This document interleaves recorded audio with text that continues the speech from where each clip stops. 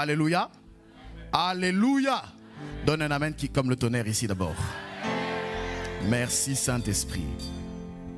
Alors, le grand message que j'ai à annoncer, c'est coloniser les 7 montagnes. C'est ça le grand titre, si je peux dire ça comme ça. Coloniser les 7 montagnes. Je dis, je suis en train d'enseigner. Tu as déjà entendu beaucoup de prédications, ça suffit déjà. Maintenant, assieds-toi, écoute.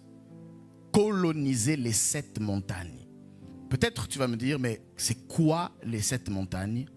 Qu'est-ce que ça a à voir avec la Bible? Est-ce que d'ailleurs même dans la Bible on en parle? Voilà, merci Saint-Esprit. Mais on va commencer par là justement. Est-ce que la Bible en parle? La réponse est oui. Et on va prendre justement cette Bible-là que nous avons.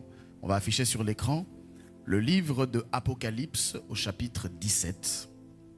Et on va lire le verset 9. Commençons comme ça.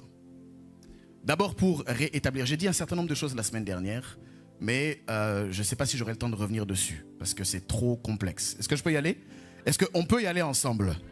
Ok, tu as noté? On va y aller ensemble à 3. 1, 2, 3. Oui.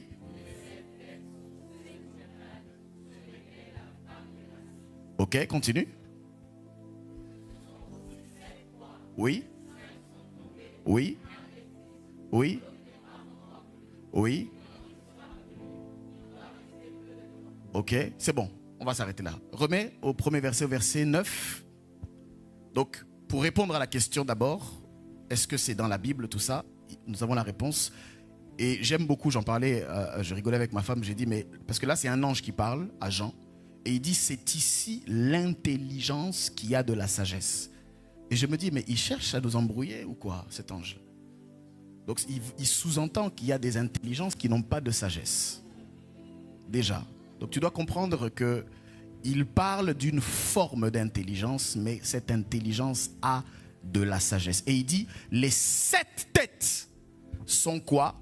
7 montagnes. Deuxième problème, pourquoi tu dis pas directement 7 montagnes? Tu dis 7 têtes et il faut que tu interprètes pour expliquer que ce que tu vois comme des têtes, en réalité ce sont 7 montagnes. Pourquoi tu compliques l'interprétation? Deuxième chose qui m'a interpellé. Et la troisième, il dit sur lesquelles la femme est assise. Alléluia. Alléluia. Donc déjà, tu comprends que les 7 montagnes, ce n'est pas juste tiré d'un chapeau. Tu es avec moi? C'est dans la Bible. Suis-moi très bien, s'il te plaît. Très bien. 7 montagnes sur lesquelles la femme est assise. Donc les 7 montagnes, on peut avoir plusieurs interprétations. La première interprétation, je vais aller rapidement là-dessus, c'est on peut parler de Rome, parce que Rome était connue comme la ville qu'on appelait la ville des 7 collines. Okay? Ça, c'est la première interprétation. Donc, quand Jean était en train de parler, il s'adressait à des lecteurs qui pouvaient comprendre de quoi il s'agissait. Mais j'aimerais ici aller sur la deuxième interprétation. La deuxième interprétation, c'est que les 7 montagnes correspondent en réalité à ce qu'on appelle les 7 royaumes de la terre.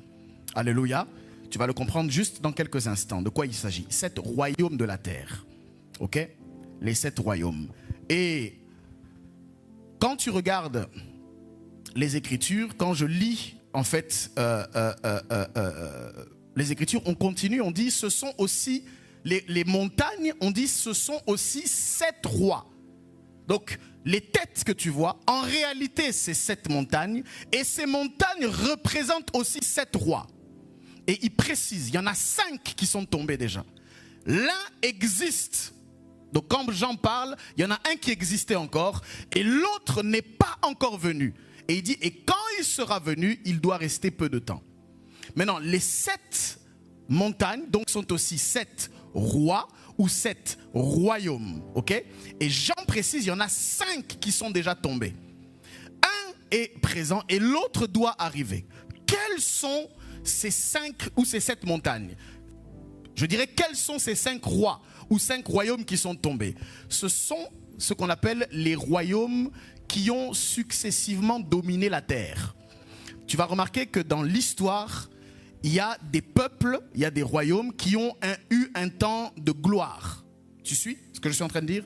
Ça veut dire que c'est des pays, c'est des nations qui ont dominé toutes les autres. Le premier royaume dont j'en parle ici, c'est le royaume de l'Égypte. Ok? L'Égypte est le royaume par excellence qui a dominé le monde entier. Tout était en Égypte.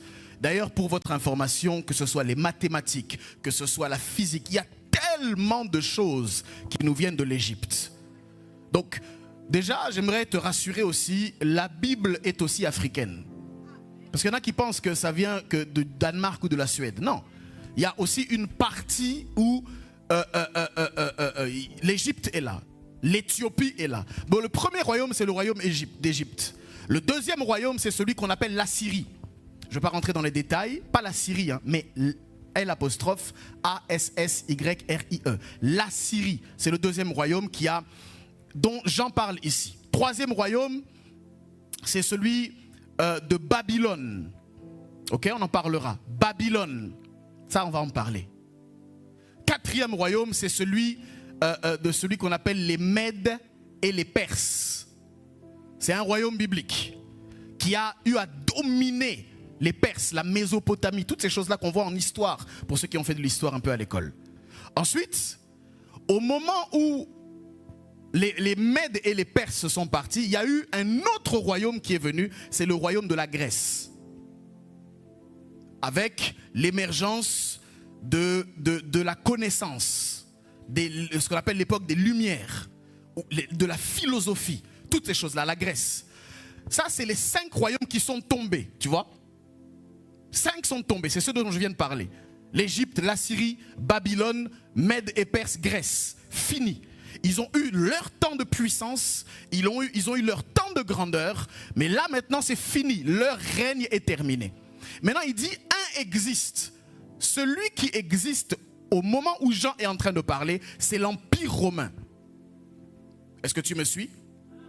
Tu es avec moi? C'est l'Empire de Rome. Et à cette époque, l'Empire romain, c'est l'empire qui dirige le monde entier. C'est l'empire qui conquiert, qui colonise le monde entier. C'est le 6e royaume. Et il dit, et l'autre n'est pas encore venu. Donc c'est-à-dire il y a encore un royaume qui n'est pas encore venu. Et il y a plusieurs interprétations, mais je vous donne l'interprétation, l'une d'entre elles qui peut paraître intéressante par rapport au contexte d'aujourd'hui. Beaucoup pensent qu'il s'agit de ce qu'on appelle le nouvel ordre mondial. C'est-à-dire la coalition, le rapprochement, le rassemblement de tous les royaumes. Ok? Tu me suis toujours? Est-ce que tu es avec moi? Dis à ton voisin, continue d'aider le pasteur. Donc regarde, il y a les royaumes et on dit, là, va après s'il te plaît. Voilà, les 7 têtes sont 7 montagnes, 7 royaumes sur lesquels on dit la femme est assise. C'est ça que je voulais. Dis avec moi la femme. La femme, elle est très importante ici. Pourquoi? Parce que dans le contexte, quand je lis la femme, tu dois comprendre que dans le contexte du livre d'Apocalypse, ok, qui veut dire révélation, comme je l'ai dit, toute femme dans le contexte de ce livre représente une communauté spirituelle. Tu me suis? Quand on dit la femme, tu verras que généralement dans Apocalypse, il y a 2 types de femmes. Premier type de femme, c'est l'épouse de Christ. C'est la femme fidèle. Tu vois? Et le deuxième type de femme, c'est la femme, là ici, dans le verset 1 de ce même chapitre, on parle de la femme, la grande prostituée. Tu es avec moi? C'est une communauté qui est infidèle, c'est une communauté qui est corrompue et c'est une communauté qui séduit les nations. Prends avec moi le verset 1 à 2 s'il te plaît rapidement. Regarde, c'est avec elle, 1 à 2 s'il te plaît, 1 à 2. Il dit, puis un des 7 anges qui tenait les 7 coupes vint et il m'adressa la parole en disant, viens, je te montrerai le jugement de la grande prostituée qui est assise sur les grandes eaux. Continuons. Il dit, c'est avec elle, qui, la grande prostituée, que les rois de la terre se sont livrés à l'impudicité. Et c'est du vin de son impudicité que les habitants de la terre se sont quoi? Se sont enivrés. Donc cette femme représente, je l'ai dit, une puissance spirituelle et religieuse, mais qui est corrompue. Amen. et elle s'appuie sur les royaumes terrestres. Cette femme-là, quand on lit le texte, on dit elle s'assoit sur les montagnes. Ça veut dire, quand on dit elle s'assoit, ça signifie qu'elle domine sur les montagnes, qu'elle influence. Est-ce que tu es avec moi? Elle influence les montagnes, elle contrôle les empires du monde. C'est ce que ça veut dire.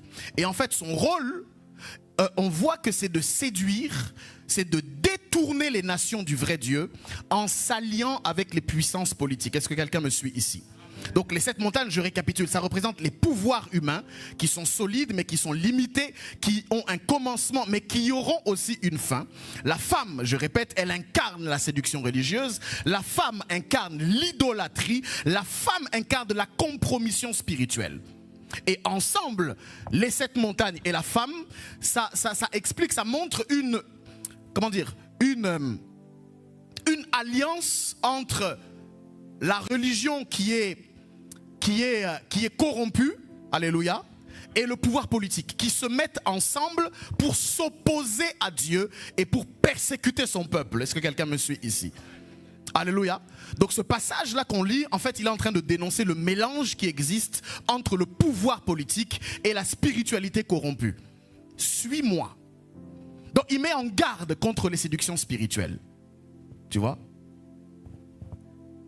Mais ce qui est bon, c'est que ce passage nous rassure et nous montre que aussi fort que peuvent être le royaume, ils ont un début, mais ils auront une fin également. Ce qui est rassurant, c'est que cette femme qui domine pendant un temps aura aussi son temps d'expiration. Et je prophétise pas parce que c'est moi, mais parce que la Bible le dit, qu'il y a un royaume qui restera et qui demeurera éternellement. C'est le royaume de Yeshua Mashiach, qu'il a proclamé à partir de Matthieu chapitre 4, Luc chapitre 4. Repentez-vous, car le royaume des cieux est proche. Est-ce que quelqu'un donne un bon amen fort? Alléluia. Alors, ça, c'est juste pour t'expliquer que les 7 montagnes, c'est un concept biblique. Tu suis? Merci Saint-Esprit. Maintenant, regarde. Le diable est malin. Il est très malin. Et il sait qu'il n'a pas besoin de s'occuper de tout le monde. Je vais te faire quelque chose. Voilà, maintenant je vais utiliser le paperboard. Je ne sais pas si tout le monde va réussir à voir. Qu'est-ce que c'est ici? C'est un éléphant, évidemment. N'est-ce pas? Je plaisante, je plaisante. Regarde. C'est un avion, ok? Le diable est malin. Il sait que pour que cet avion arrive à destination, pardon, tu vois cette personne-là, je ne sais pas, c'est des petits bonhommes, je ne sais pas si tu les vois. Tu les vois bien? Il y en a plusieurs. Admettons que c'est un avion qui est rempli. Toutes ces personnes, admettons, ils sont à Paris et ils veulent aller à New York, tu vois. La majeure partie de ces personnes-là ne connaissent absolument rien de l'aviation. Leur seul problème, je pars de Paris, j'arrive à New York. Maintenant, toutes ces personnes-là, leur voyage, leur sécurité, leur direction, le fait qu'ils arrivent à bon port, tout ce qu'ils font ne dépendent que d'eux.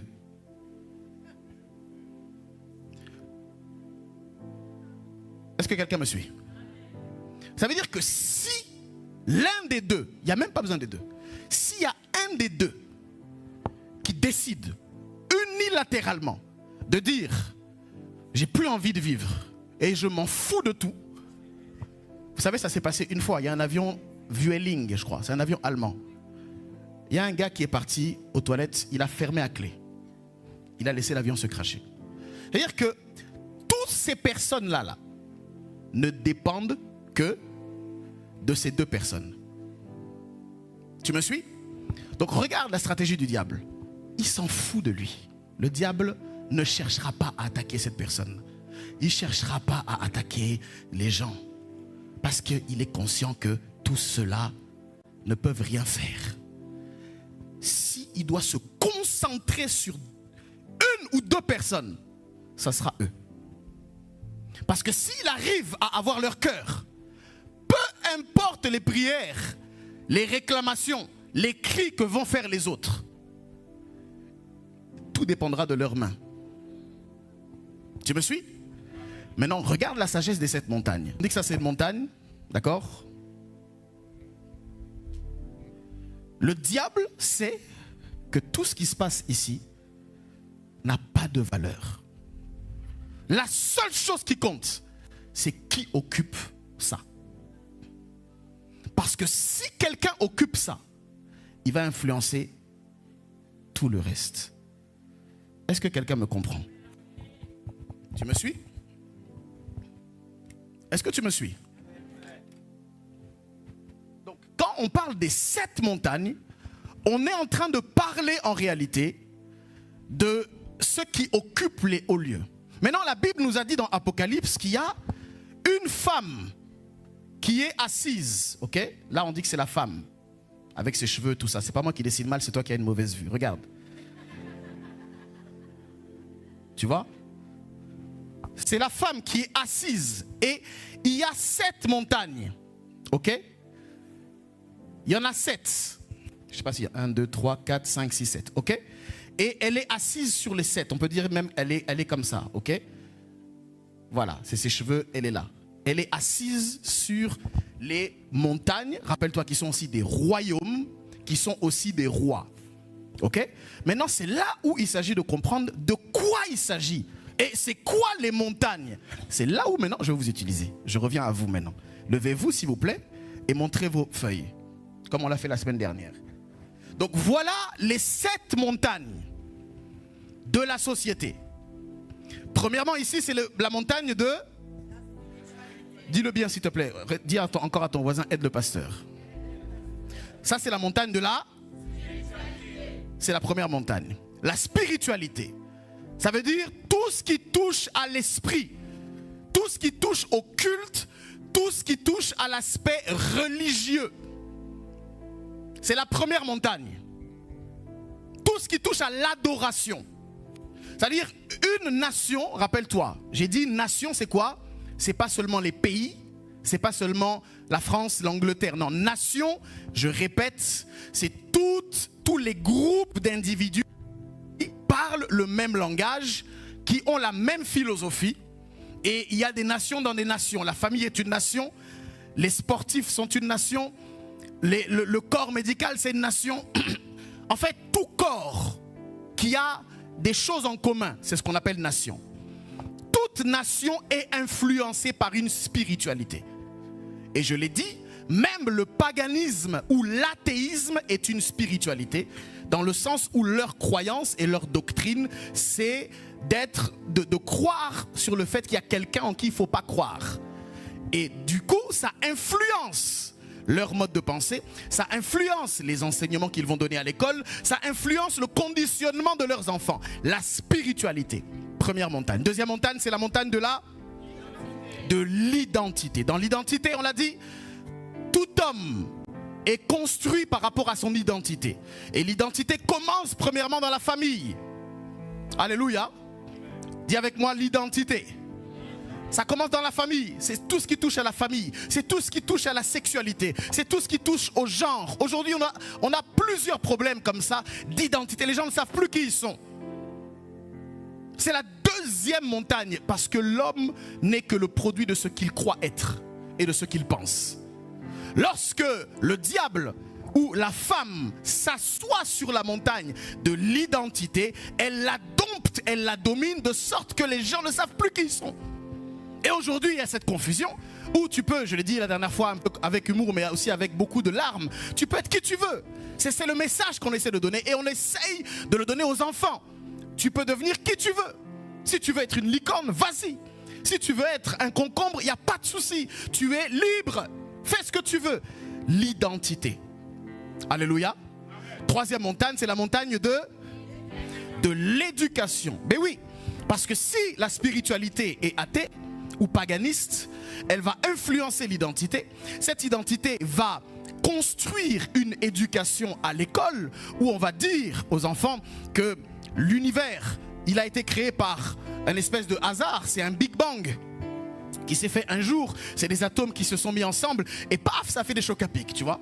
Et nous allons croire ça et on va grandir avec cette idée et on va rejeter Dieu dans tout ce qu'on va faire. Pourquoi? Parce que dans l'éducation, dans ce qu'on transmet comme valeur, les valeurs de libéralisme, on va dire aux gens, faites ce que vous sentez. Carpe diem, vivez autant que vous pouvez, comme vous voulez, parce que demain, on va tous mourir.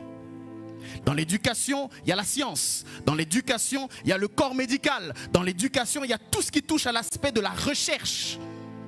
L'intelligence artificielle. Aujourd'hui, qui est un grand sujet, j'en ai parlé, je ne sais pas si vous vous souvenez, dans l'époque du Covid, j'avais donné un enseignement qui s'appelait l'invasion, non, se préparer à l'invasion de l'intelligence artificielle. C'est plus en ligne, mais j'en avais parlé et on n'était pas encore au chat GPT, on n'était pas encore là. Mais il y avait cette menace-là de l'intelligence artificielle, du traitement des données. La menace de la sécurité. Aujourd'hui, par exemple, s'il y a un métier qui a un grand boom, c'est cybersécurité. Pourquoi? Parce que tu n'as pas idée à quel point toutes tes données, on peut tout savoir de toi. Partout, n'importe quel moment. Nous le savons, les portables sont traqués, on les surécoute. Toutes ces choses-là, ça touche à l'intelligence artificielle, à la robotisation, pour ne pas dire la déshumanisation de la société. Est-ce que tu me suis? Et rappelle-toi, je t'avais expliqué que ne crois pas que tous les films sont des films. Les films, pour beaucoup d'entre eux, sont effectivement aussi des prophéties qui expliquent comment les choses peuvent aussi se retourner contre nous. Souviens-toi, Dieu a créé l'homme, n'est-ce pas? Dieu a créé l'être humain selon son image et selon sa ressemblance. Et l'homme que Dieu a créé va pécher et quelque part va se rebeller contre Dieu. C'est-à-dire il va se rebeller contre son créateur. Est-ce que quelqu'un me suit? Maintenant l'homme qui fait de la science, parce qu'aujourd'hui la science est devenue une divinité. La science est une divinité. Il y a beaucoup de personnes, et c'est triste de dire, y compris dans l'église, qui croient plus en la science qu'en Dieu. Qui ont plus confiance au diagnostic médical qu'à la prophétie déclarée. Alléluia. C'est une réalité. Quand tu as mal, tu te comptes d'abord sur ton Doliprane. Donc la science est devenue un nouveau Dieu. Et ces robots-là que nous créons, j'en ai parlé la semaine dernière un peu, un jour, je dis ça en rigolant, mais en rigolant à moitié, qu'est-ce qui va risquer de se produire? On regarde des films comme Men in Black, les robots se rebellent contre les hommes. Le robot que l'homme a créé. L'homme que Dieu a créé s'est rebellé contre Dieu. Le robot que l'homme a créé a réussi à trouver une forme d'indépendance. Je vous dis, il y a des hôpitaux aujourd'hui en Chine qui sont entièrement robotisés et qui donnent de meilleurs diagnostics. Donc ça veut dire qu'il va y avoir une forme de concurrence entre l'expertise humaine et l'expertise artificielle. Montagne de l'éducation. Quatrième montagne, montagne de l'autorité et du pouvoir. On a dit que l'autorité et le pouvoir, c'est tout ce qui touche à la justice, au gouvernement, tout ce qui touche à la sécurité, à la défense d'un pays. C'est tout ce qui va toucher au système législatif. L'autorité et le pouvoir. Alléluia. Avec la justice qu'on connaît, la justice corrompue qu'on connaît. Avec les systèmes judiciaires qui sont complexes aujourd'hui. On en reparlera. Cinquième montagne, montagne de l'économie et l'écologie, les affaires, la bourse, les finances. Alléluia. L'écologie, l'énergie, les énergies renouvelables, l'électricité, qui fait qu'augmenter, l'eau chaude qui deviendra une denrée rare. Aujourd'hui, il y a ce qu'on appelle l'or noir avec le carburant, le pétrole, la hausse des prix. Toutes ces choses, frère, tu ne peux pas, je vais l'expliquer tout à l'heure, vivre sur cette terre et ignorer tout ça. C'est du suicide. Alléluia. Parce que nous ne sommes plus au temps de Jean-Baptiste où on prêche dans le désert et les gens viennent à nous, où on marche en allant en chameau de Jérusalem en Judée avec des chevaux. On voyage, on utilise des trains, on utilise des avions. L'écologie. Aujourd'hui, je l'ai dit, tout le monde s'en fout. Tout le monde s'en fout de l'écologie. On ne se rend pas compte qu'on est en train d'aller droit dans le mur. Les forêts par hectare et par hectare chaque année sont rasées au profit des murs, au profit du béton, au profit de toutes ces choses-là. Et on respire plus l'air parce que normalement la végétation est censée nous renvoyer l'oxygène. On est censé collaborer avec elle. Mais on l'efface progressivement. Que dire de la mer? Que dire des océans? Pollués à un niveau exceptionnel. Économie et écologie, c'est une montagne. 5e montagne, 6e montagne de l'influence. L'influence, c'est tous ceux qui écrivent les scripts narratifs de nos vies, ceux qui constituent l'historique. Ça veut dire quoi? Ça veut dire le cinéma, l'art et le divertissement. J'entends par là les sportifs de haut niveau. J'entends par là les artistes musiciens. J'entends par là les influenceurs des réseaux sociaux. Tout ça, c'est dans l'influence. C'est ceux qui contrôlent, qui occupent notre pensée et qui nous emmènent à vivre la vie et à être rythmés par la Coupe du Monde, par exemple, à être rythmé par les Jeux Olympiques, à être rythmé. C'est tous, parce que je vous ai dit, chaque événement qui attire l'attention de millions de personnes, c'est l'énergie et l'âme de ces gens qui sont concentrés sur l'événement. Tu vois, quand il y a finale du Super Bowl, peut-être certains ne connaissent pas ici, mais c'est l'une des finales les plus regardées au monde, aux États-Unis. C'est-à-dire, le pays s'arrête pour qu'on dise, tout le monde se concentre sur le Super Bowl. Amen.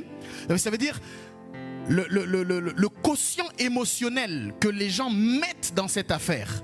Parce qu'il y en a qui vont dire, nous on est pour le PSG. D'autres ils vont dire, non, on est pour l'Inter. Tu vois, ça engage les émotions. Ça engage le fait d'être attaché à quelque chose. Et il y a plein d'événements comme ça, à différents niveaux, qui suscitent l'attention des gens. Ça, c'est dans l'influence. Ça influence nos vies. Alléluia. Est-ce que quelqu'un me suit? Et puis, il y a là, la santé, la vie humaine, la santé mentale, la santé physique. Aujourd'hui, on parle beaucoup de santé mentale. La santé relationnelle. Tout ça, bien aimé, ces 7 montagnes sont les montagnes de la société que tu dois comprendre. Et donc, le but, comme je l'ai dit, j'en ai parlé un peu à l'école du ministère, c'est de comprendre que tu ne vas pas, Dieu ne t'a pas appelé à toutes les montagnes. Dieu t'a appelé à une montagne, ou 2 ou 3 peut-être. Mais il y a toujours une montagne prioritaire dans laquelle tu es appelé à régner.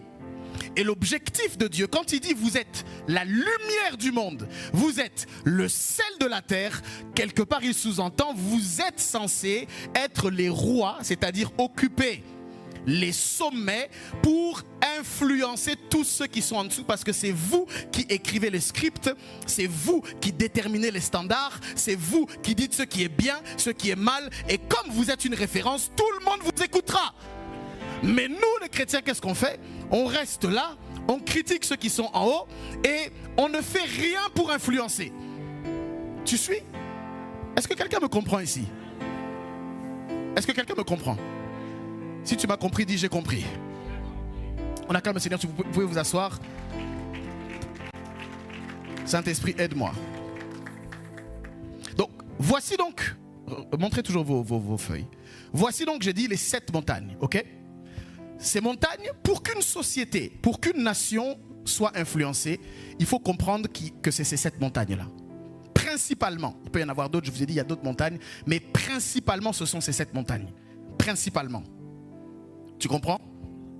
Est-ce que quelqu'un m'a compris? Et c'est ces montagnes qui modèlent la façon dont les gens vont penser. Tu me suis?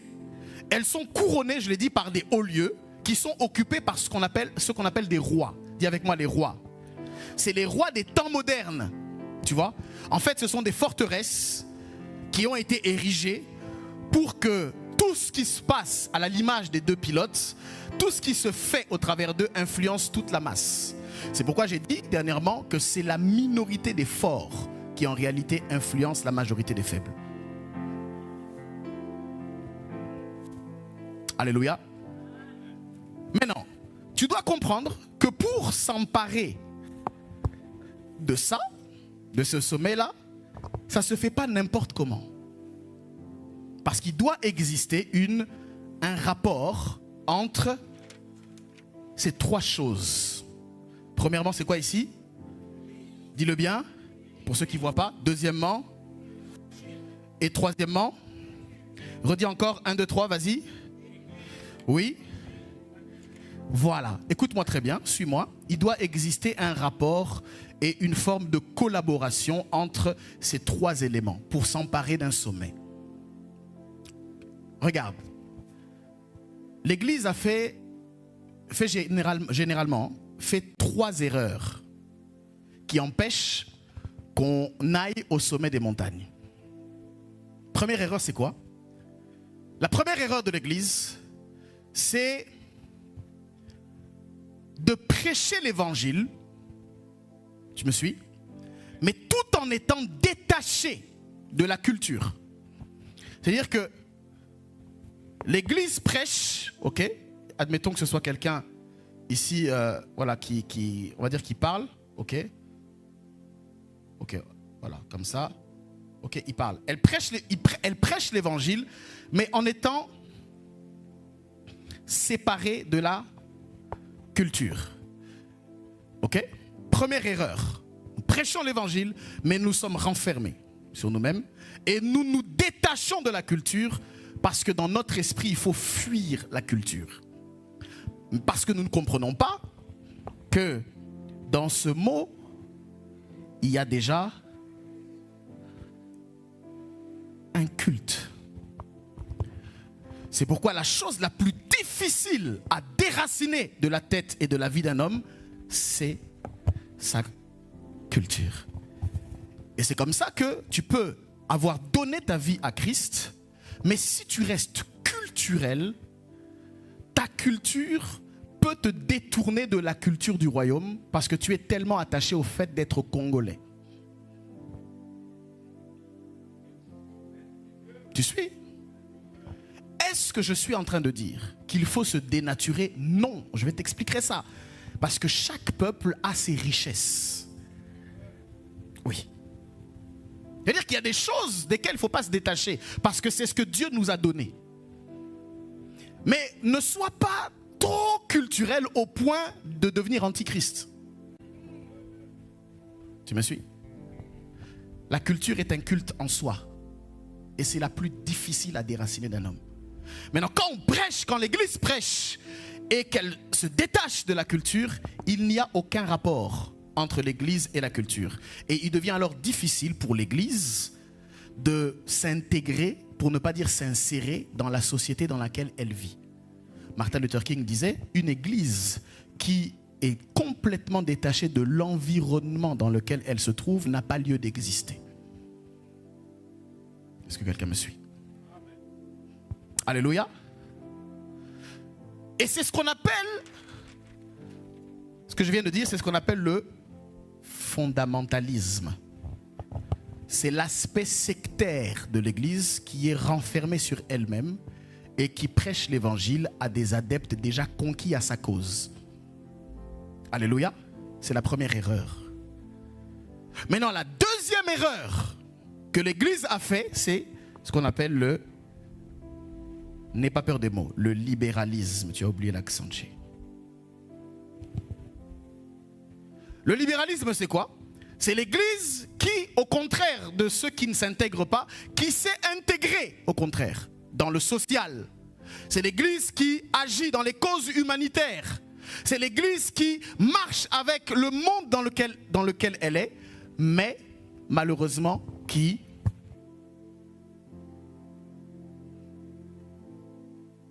ne prêche pas l'évangile. Pourquoi? Parce que c'est une Église qui ne veut pas déranger l'endroit dans lequel elle est.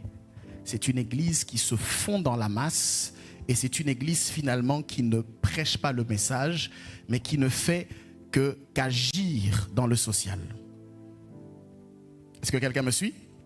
Dans le premier cas, l'Église n'agit pas, elle ne fait que prêcher. Dans le deuxième cas, l'Église agit mais ne prêche pas.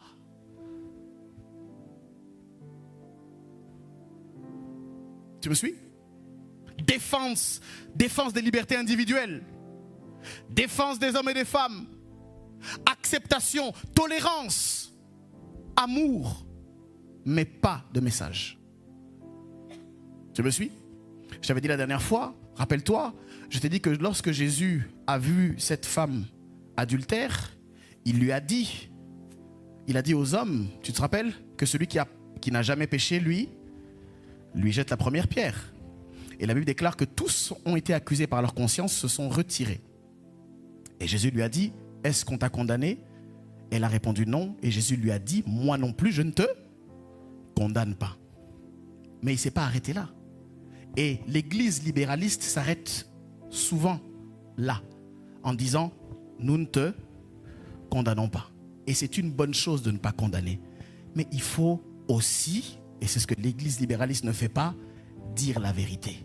À savoir, à partir de maintenant, va et ne pêche plus. L'église libéraliste ne dit pas ne pêche plus, parce que l'église libéraliste a peur que lorsqu'elle dise ça, on lui dise que vous n'avez pas le droit de nous juger.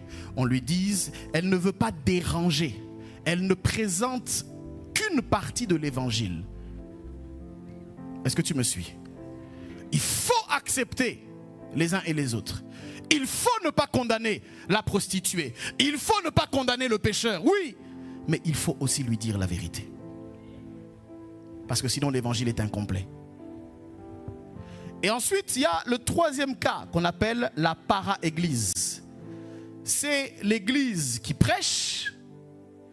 C'est l'église, c'est l'église qui agit, mais qui agit de façon indépendante et hors du royaume. Souvent, ce sont des individus isolés qui font ce travail, en dehors du corps de Christ. Alléluia. Alléluia. Pour qu'on atteigne les sommets des montagnes, il faut que l'Église prêche l'Évangile, qu'elle soit inscrite dans la société dans laquelle elle vit et qu'elle emmène tout le monde à embrasser la culture. Alléluia. Alléluia. Est-ce que quelqu'un m'a donné un bon amen ici? Est-ce que tu me comprends d'abord? Est-ce que tu me comprends d'abord? Alléluia. Donc c'est une commission surnaturelle, tu vois. Jésus a dit de faire de toutes les nations des disciples et de les enseigner. Alléluia. Alléluia. Maintenant, j'aimerais te dire ceci. Je vais te montrer un petit schéma qui va t'expliquer quelles sont les différentes dimensions que tu dois comprendre par rapport aux 7 montagnes. Regarde.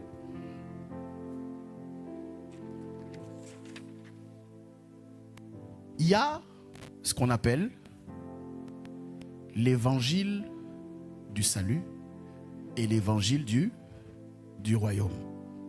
Je te pose la question, qu'est-ce que Jésus a prêché? Majoritairement, il a prêché l'évangile du royaume. En fait, que les choses soient claires, il n'y a qu'un seul évangile. Est-ce qu'on est d'accord? Galates chapitre 1, je crois, versets 6 à 8. Essayez de mettre rapidement Galates 1, 6 à 8. Si je ne me trompe pas, je ne sais pas. Je peux y aller? Lisez avec moi. Il dit, je m'étonne, c'est Paul qui parle, il dit, je m'étonne que vous vous détourniez si promptement de celui qui vous a appelé par la grâce de Christ pour passer à quoi? À un autre évangile. Et regarde ce qu'il dit. Non pas qu'il y ait un autre évangile, mais il y a des gens qui vous troublent et qui veulent renverser l'évangile de Christ. Mais quand nous-mêmes, quand un ange du ciel annoncerait un autre évangile, que celui que nous vous avons prêché, qu'il soit quoi? Anathème. Donc, je répète, il n'y a qu'un seul évangile. Mais attention, cet évangile-là a différentes dimensions. Et il y en a principalement 2, l'évangile du salut et l'évangile du royaume. En fait, l'évangile du salut, il s'adresse à l'âme. Tandis que l'évangile du royaume, il s'adresse à qui? Aux nations. Quand tu fonctionnes dans cette dimension, tu vas chercher à gagner la prochaine âme. Tu suis? Mais quand tu fonctionnes dans le royaume, tu vas chercher à gagner des peuples. Est-ce que quelqu'un me comprend? Quand tu es dans l'évangile du salut, tu vas chercher à te focaliser sur le ciel. Mais l'évangile du royaume tient aussi compte de la terre. Parce que l'évangile du royaume comprend que si on a la tête au ciel, on a encore les pieds sur terre. Quand tu fonctionnes avec l'évangile du salut, tu vas attendre l'enlèvement. Mais l'évangile du royaume agit aussi maintenant. Est-ce que quelqu'un me comprend? L'évangile du salut, il s'oppose au monde et il veut le fuir. Mais l'évangile du royaume, au lieu de fuir le monde, il cherche à l'impacter. Tu es avec moi? L'évangile du salut, c'est le sel de l'église et la lumière de l'église. Mais l'évangile du royaume, il devient le sel de la terre et la lumière du monde. L'évangile du salut va t'encourager à servir à l'église, au protocole, au chantre, dans la musique, tout ça. Mais l'évangile du royaume va t'encourager à servir les hommes dans ton appel. L'évangile du salut va produire une église qui est renfermée sur soi-même. Mais l'évangile du royaume va produire une église qui est tournée vers l'extérieur. En fait, ce que j'essaie de te dire, c'est que quand tu fonctionnes uniquement, et je ne les oppose pas, mais je t'explique les divergences. Quand tu fonctionnes dans cette zone, et je m'adresse ici aux évangélistes, tu es en train d'être un évangéliste qui fonctionne avec la stratégie de la canne à pêche. Tu vois? De la canne à pêche. Là c'est un bonhomme, il est en train de pêcher un poisson. Tu vois? Ici c'est l'évangile de la canne à pêche. Mais ici c'est la stratégie du filet. Est-ce que tu me comprends? C'est-à-dire, il ne s'agit pas juste de pêcher un poisson. Il s'agit de jeter le filet et de prendre 153 gros poissons qui permettront par la suite d'avoir une stratégie massive. Je parle aux évangélistes ici. Tu dois sortir de l'évangile de la canne à pêche. Dieu ne t'appelle pas seulement à gagner une ou deux personnes. Dieu t'appelle à gagner des peuples tout entiers. Et c'est le royaume, c'est le message que Jésus a annoncé. Repentez-vous, car le royaume des cieux est proche. C'est de ça dont il s'agit. Je ne sais pas si je parle à quelqu'un ici. Et quand tu veux être apostolique, tu ne réfléchiras qu'au travers de ça. Tu vois? Regarde. Dieu a appelé Paul sur le chemin de Damas. Mais Dieu ne va pas parler à Paul de ce qu'il attend de lui. Il va dire ça à Ananias. Et regarde la feuille de route de Paul. Actes chapitre 9, verset 15. Si tu peux me le mettre, s'il te plaît. Voilà. Regarde ce qui est écrit. On va prendre le verset 10 pour mieux comprendre le contexte. Est-ce que je peux y aller? Regarde ce qui est écrit. Or, il y avait à Damas un disciple nommé comment? Comment? J'entends pas bien. Comment? Ananias. Le Seigneur lui dit dans une vision, Ananias. Et il répondit, me voici, Seigneur. Ok, on est dans une vision là. Et le Seigneur lui dit, lève-toi, va dans la rue. Donc il a une parole de connaissance qu'on appelle la droite. Et cherche dans la maison de Judas, pas Judas Iscario, un autre Judas, Judas était un nom répandu, un nommé Saul de Tarse. Car il prit, et lui aussi, je paraphrase, a vu en vision un homme du nom d'Ananias qui entrait et qui lui imposait les mains afin qu'il recouvrât là. Qui recouvra quoi? La vue. Maintenant on continue. Il dit, Seigneur, c'est Ananias maintenant qui parle. Il dit, Seigneur, j'ai appris de plusieurs personnes tout le mal que cet homme a fait à tes saints dans Jérusalem. Et il a ici des pouvoirs de la part des principaux sacrificateurs pour lier tous ceux qui invoquent ton nom. Mais le Seigneur lui dit, maintenant regarde, c'est là où tu dois être attentif. Il dit, va, car cet homme est un instrument que j'ai choisi pour porter mon nom devant les nations. Dis avec moi les nations. Devant les rois, dis avec moi les rois. Et devant les fils d'Israël. Et je lui montrerai tout ce qu'il doit souffrir pour mon nom. On revient au précédent. Donc ici, Ananias reçoit le ministère de Paul. Paul ne l'a pas reçu. Pourtant, Jésus lui est apparu directement. Mais Jésus n'a jamais dit ça à Paul. Et il précise à Ananias, il y a 3 catégories de personnes à qui je dirige Paul. Premièrement, les nations. Deuxièmement, les rois. Et troisièmement, les fils d'Israël. Et très souvent, l'Église a considéré les nations, parce qu'on en parle, fait de toutes les nations des disciples. Et devant les fils d'Israël, bien sûr, puisqu'on parle ici, Israël est une image de l'Église. Donc Paul a aussi eu une mission par rapport à l'Église. Il a écrit près d'un tiers des épîtres, que ce soit les enseignements pastoraux, que ce soit... Il a écrit près d'un tiers du Nouveau Testament, avec les épîtres. Mais on oublie souvent les rois. Alléluia. Et justement, qui sont ces rois? Il ne s'agit pas de la reine d'Angleterre ici. Les rois dans la contextualisation du message, c'est toutes les figures et les personnes qui occupent les sommets des 7 montagnes. Est-ce que quelqu'un me suit? C'est d'eux dont il s'agit. Les rois dont on parle ici, ce sont les scénaristes qui écrivent les films que toi et moi on regarde. Ce sont les sportifs sur qui tous les enfants prennent exemple. Les rois, ce sont les artistes qui écrivent les musiques. Ce sont les industries qui influencent les masses. C'est d'eux dont il s'agit. Quand on dit les rois, on parle de ceux qui occupent les sommets des montagnes. Et c'est devant eux que Paul doit parler.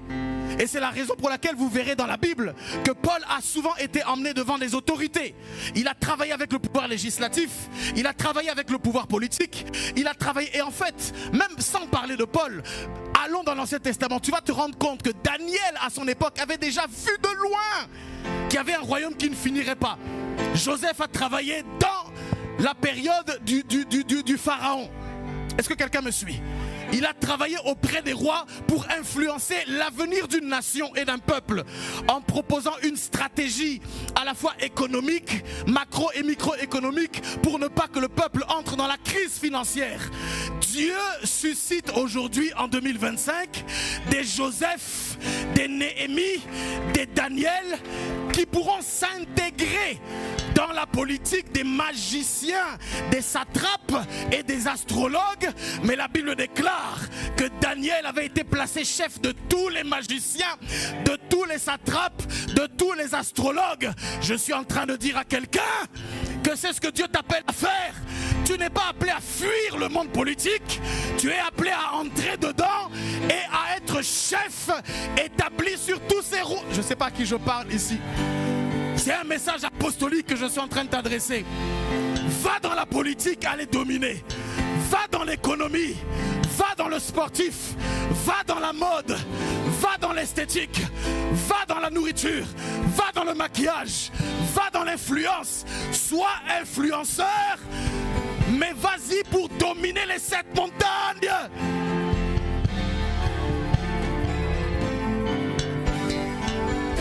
Je ne sais pas à qui je parle. Les rois sont des personnes qui ont des sphères d'influence considérables. Dans Matthieu chapitre 4, au verset 8, la Bible déclare quelque chose, regarde. Matthieu 4, verset 8, on l'a lu la dernière fois. Il dit le diable le transporta, on est dans l'épisode de la tentation de Jésus. Le diable le transporta sur une montagne, mais c'est pas tout, très élevée. Tu me suis? Est-ce que tu lis avec moi? Et il dit, il lui montra tous les royaumes. Tous les royaumes. N'entends pas seulement pays. Il dit tous les royaumes du monde et leur gloire. Tu me suis? Maintenant regarde ce qu'il dit. Il dit je te donnerai toutes ces choses si tu te prosternes et m'adores. Alléluia. Regarde, prends avec moi plutôt Luc chapitre 4 verset 5 à 8. C'est le même passage mais il y a un détail qui est important. Luc 4, 5 à 8.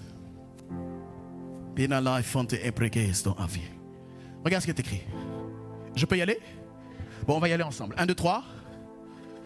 Oui. Oui.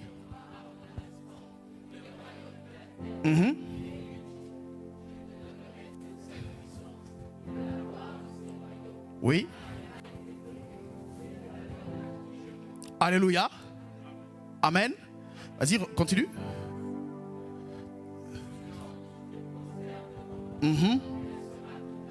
Amen, on acclame la parole de Dieu. Je rajouterai, Jésus lui répondit à la fin, disons-le quand même, Jésus lui répondit, il est écrit, tu adoreras le Seigneur ton Dieu et tu le serviras lui seul. Écoute-moi, ici dans ce texte que nous voyons, tu vois, on dit le diable l'ayant élevé. Luc dit le diable l'ayant élevé, mais on comprend et on sait que c'est un texte qui est parallèle à Matthieu. Et dans Matthieu, il y a une précision que Luc ne donne pas. Le diable l'élève, mais dans Matthieu, on précise que c'est sur une montagne très élevée. Tu vois? Donc, quand vous lisez les évangiles, il y a des choses qu'un évangile va dire que l'autre ne va pas dire. Parce que les 4 évangélistes, Matthieu, Marc, Luc et Jean, en fait, racontent la même histoire. Est-ce que quelqu'un me suit? Ça, c'est juste une parenthèse que je ferme rapidement. C'est la Bible, il faut que tu la comprennes comme ça. Ils racontent la même histoire, mais ils ont des détails différents. Tu vois? Et je donne toujours cet exemple. Des fois, il peut y avoir eu un accident qui s'est produit. Tu vois? Et dans l'accident, il y a plusieurs témoins autour. Tu me suis? Il y a un témoin qui peut dire, j'étais à ma fenêtre et j'étais juste en train de regarder et j'ai vu la voiture arriver, j'ai vu l'accident se produire. Et d'ailleurs, quand elle est arrivée, j'ai vu que le feu était passé rouge, mais elle a grillé le feu et c'est comme ça que l'accident s'est produit. Un autre témoin peut dire, j'étais à la terrasse sur le café, j'ai entendu un gros bruit derrière, je me suis retourné et j'ai vu l'accident, j'ai vu l'homme qui a percuté la voiture et j'ai vu l'enfant pleurer derrière. Un autre peut dire, moi j'étais juste au passage piéton, j'attendais de passer et j'étais au téléphone et j'ai vu l'accident se produire. Donc tu vois, ils ont tous été d'une certaine façon témoins du même accident, mais ils ont des détails différents à donner parce que chacun avait son angle de vue. Il y en a qui l'a vu depuis le début, il y en a un qui a entendu, il y en a un autre qui était là mais qui était distrait, mais chacun va donner peut-être des détails que l'autre n'a pas. Tu me suis? Les évangiles, c'est pareil. On raconte la même histoire mais avec des angles de vue et des détails différents. Donc on sait qu'il était sur une montagne très élevée. Le diable va lui montrer. Mais il y a quelque chose que Luc dit que Matthieu ne dit pas. Tu vois? Remets Luc. Il dit, le diable ayant élevé lui montra un instant tous les royaumes de la terre. Il dit, je te donnerai toute cette puissance et la gloire de ces royaumes. Et le détail qu'elle donne, que Matthieu ne donne pas, il dit, car elle m'a été... Est-ce que tu suis? Elle m'a été donnée. Matthieu ne dit pas ça. Regarde ce qui est fou dans ce texte. Ce qui est fou, c'est que il est devant, donc le diable est là, Jésus est là. Et c'est le diable qui dit à Jésus, tu vois tous ces rois, si tu veux, je te les donne. Parce que ça m'a été donné. Je peux te le donner. Et regarde, ce qui est incroyable, c'est que Jésus ne discute pas. Jésus ne discute pas. Parce que Jésus sait que c'est vrai. Et c'est quoi qui est vrai? La vérité, c'est qu'aujourd'hui, là, au moment où je suis en train de parler, c'est le diable qui a les royaumes. Eh oh! C'est le diable qui a les royaumes. Et qui peut les donner à qui il veut. Et s'il vous plaît, il ne te dit pas ça à toi ou à moi, il dit ça à Jésus. Et Jésus ne discute pas. Donc Jésus sait que oui, c'est lui qui a les royaumes. Parce que ça lui a été donné. C'est pas que Jésus est incapable, c'est que Jésus sait qu'il faut qu'il y ait une transaction qui se fasse avant de réclamer quoi que ce soit. Au moment où le diable parle à Jésus, Jésus sait qu'il n'a pas le droit de prendre les royaumes. Parce que ça lui a été donné légalement. Quand? Lors du péché. Oui. Oui.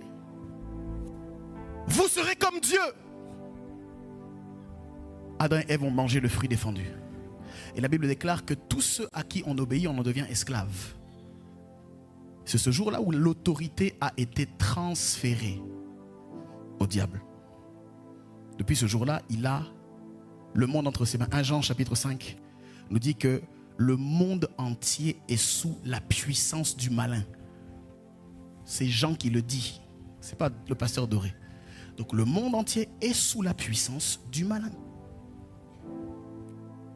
Alléluia. Tu peux le mettre s'il te plaît, 1 Jean 5, 19. Pour que vous lisiez ça. Ce que j'aimerais que tu comprennes, c'est que nous savons que nous sommes de Dieu et que le monde entier, dis avec moi le monde entier, est sous la puissance du malin. Tu me suis? C'est-à-dire que dans tout ce que tu fais là, sache-le bien, le monde, c'est-à-dire les royaumes, sont sous la puissance du malin. N'attends donc pas que ça aille dans le sens positif. Ça ne pourra aller que dans le sens négatif. Et maintenant, le diable dit quelque chose à lui. Il dit, si tu te prosternes et m'adores. Parce que dans le monde de l'esprit, l'adoration, c'est la monnaie d'échange par laquelle la gloire est transférée. Tu me suis? Tu me suis?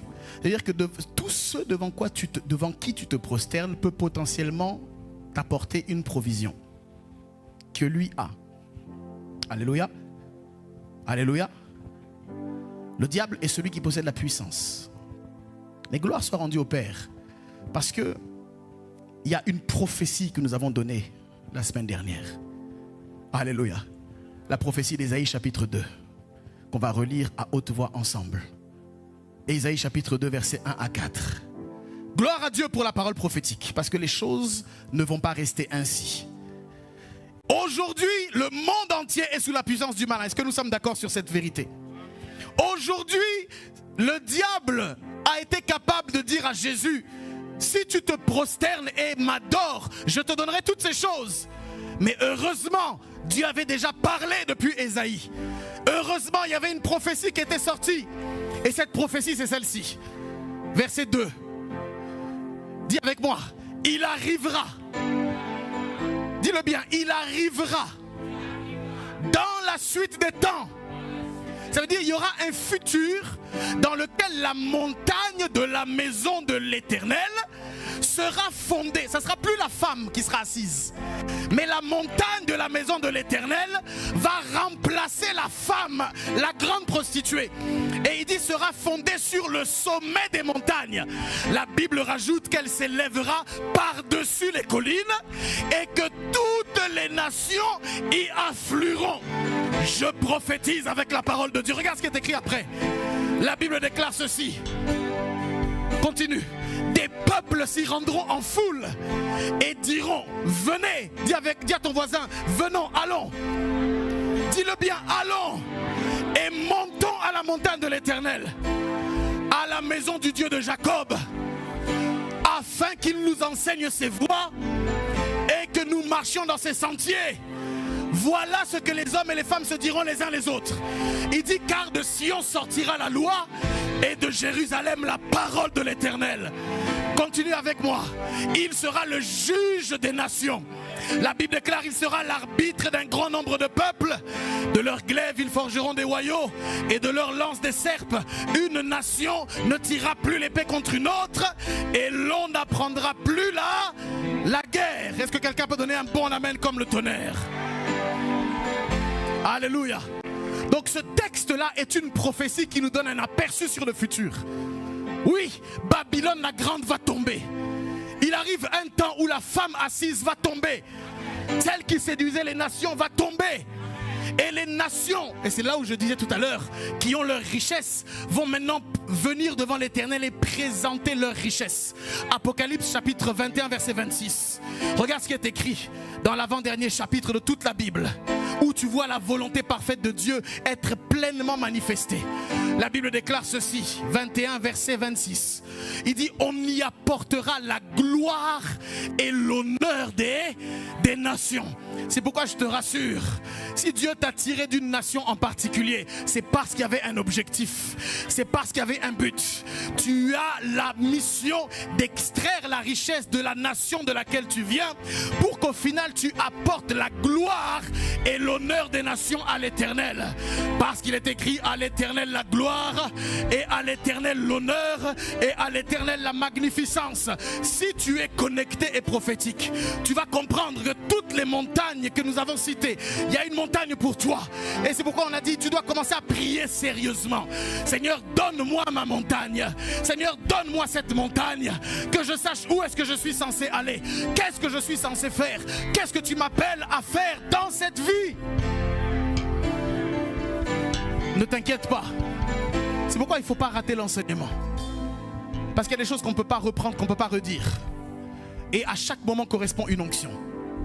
Mais sache-le, par la grâce de Dieu, même le jeudi, on va travailler chaque montagne. On travaillera la montagne de la spiritualité. On travaillera la montagne de l'identité. On travaillera la montagne de l'éducation. On travaillera la montagne, toutes les montagnes, on va les travailler une à une. Pour que tu comprennes et que tu saches que tu n'es pas là par hasard.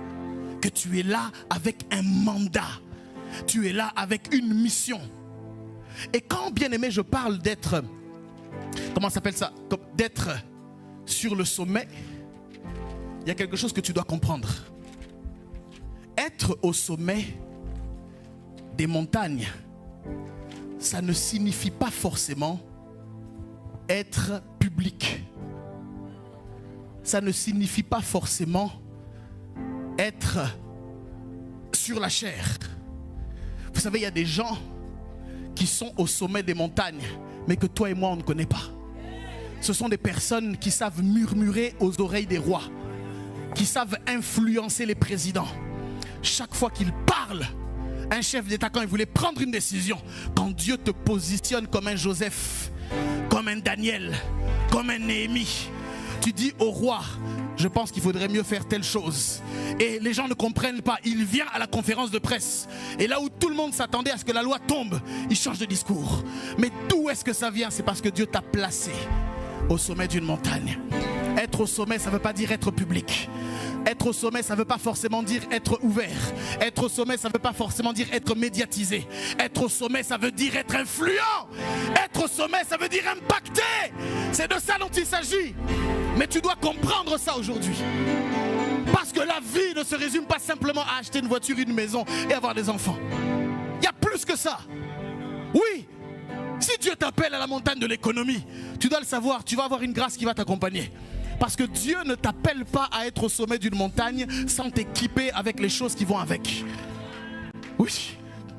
Si Dieu a placé Joseph dans cette politique, c'est parce qu'il avait aussi planté en Joseph une sagesse exceptionnelle. Dieu va permettre que la montagne dans laquelle tu es, il soit équipé pour. C'est la raison pour laquelle c'est dangereux. Quand tu es un sacerdotal et quand tu es censé rester dans la spiritualité, quand c'est là ta montagne et que toi tu veux aller t'aventurer dans la politique et dans l'économie, tu dois savoir que là-bas on n'impose pas les mains aux malades. Là-bas on ne dit pas fire. Là-bas on ne prophétise pas. Là-bas il faut avoir la sagesse des Daniel. Il faut avoir la sagesse des Joseph. Il faut avoir le verbe de Salomon pour apprendre à répondre aux critiques, à répondre aux institutions, pour avoir l'intelligence des temps qui consiste à comprendre l'atmosphère dans laquelle nous sommes. Quand tu as l'onction de Samson, l'onction du sport, l'onction de la force, l'onction des exploits physiques, mais que tu veux aller dans la montagne de l'éducation ou de l'identité, tu vas te perdre. Est-ce que tu me suis? À chacun son onction, à chacun sa montagne, à chacun sa grâce, à chacun sa puissance, à chacun sa configuration. Quand tu apprends à rester sur ta montagne, tu n'envieras pas celle des autres. Alléluia. C'est pourquoi je bénis Dieu pour ceux qui comprennent.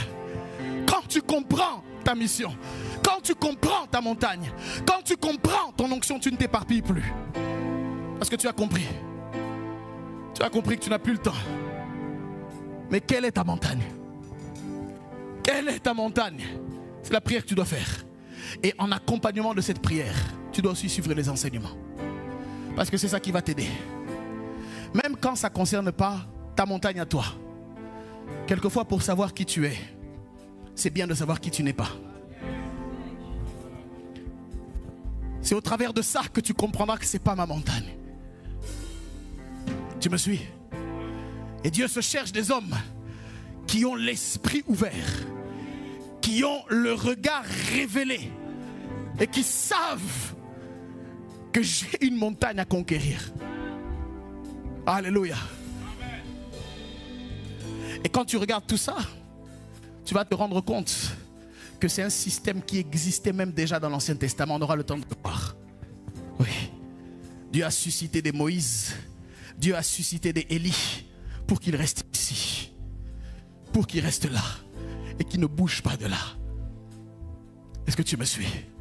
Mais Dieu a toujours fait en sorte que quand les Moïse, quand les Élie sont dans leur montagne, et d'ailleurs la preuve c'est qu'ils priaient toujours dans les montagnes.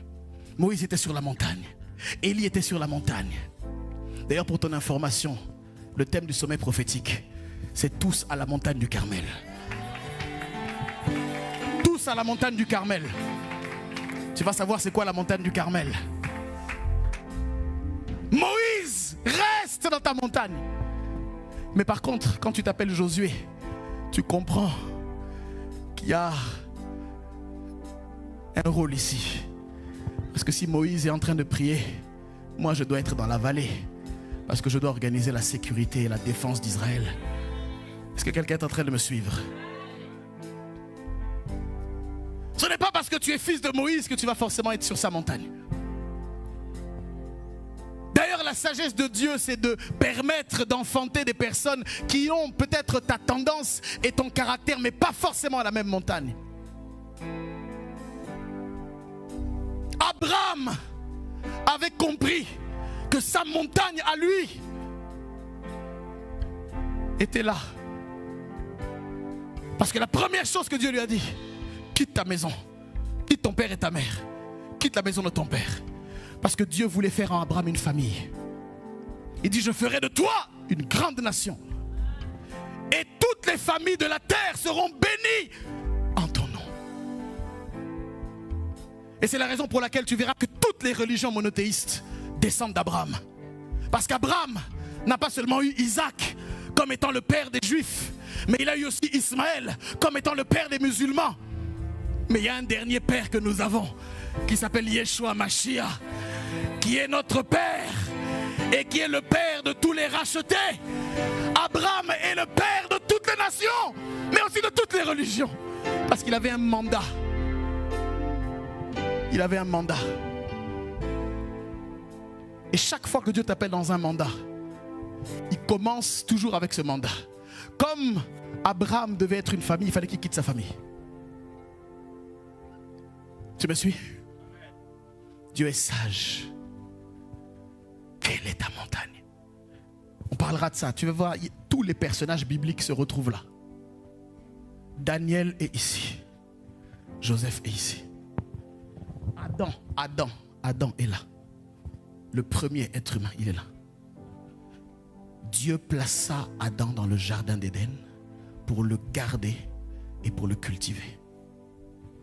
Agriculture, environnement, jardin, écologie. Adam est là. Tous les personnages bibliques, je te dis vrai. Alléluia. Alléluia. Acclame très fort le Seigneur. Là où tu es, lève-toi. Je vais m'arrêter là pour aujourd'hui. Nous espérons que ce message vous aura fait passer de l'information à la transformation. Nous bénissons le Seigneur de nous avoir suivis et nous vous invitons à activer la petite cloche pour être en mesure de suivre toutes nos actualités, nos nouveautés, bref, d'être connectés. Alors faites-le rapidement et par la suite, nous pourrons encore davantage partager la parole, les Écritures et ainsi commencer une belle aventure dans le Seigneur. Que Dieu vous bénisse et que le diable vous oublie.